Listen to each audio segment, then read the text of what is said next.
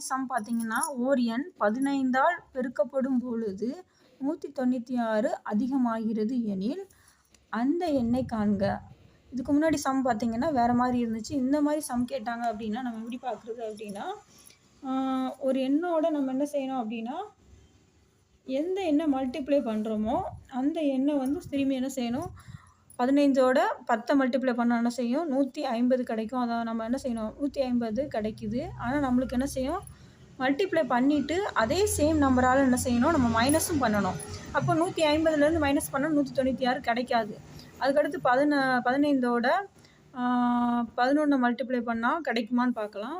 அடுத்து 12 மல்டிப்ளை பண்ணி பார்ப்போம். 12க்கு கிடைக்குதாண்டு 15 × 12 0 மீதி 1. 15ஓட நம்ம 12 மல்டிப்ளை பண்ணுறோம். ஓரஞ்சு இரிஞ்சு 10க்கு 0 மீதம் 1. ஓரண்டை 2 2 1 3 30. அடுத்து ஓரஞ்சு 5 ஓர் 1 1 0 180 தான் கிடைக்கும். இதுலேருந்து மைனஸ் பண்ண முடியாது. அப்போ 13 போட்டு பார்த்தோம்னாலும் வராது. 14 போட்டு பார்க்கலாம். 15 × 14 4 20க்கு 0 மீதி 2. ஓர் 4 4 2 6 ஓரஞ்சு 5 ஓர் 1 1 0 11க்கு 1 மீதம் 1 210ன்னு வருது.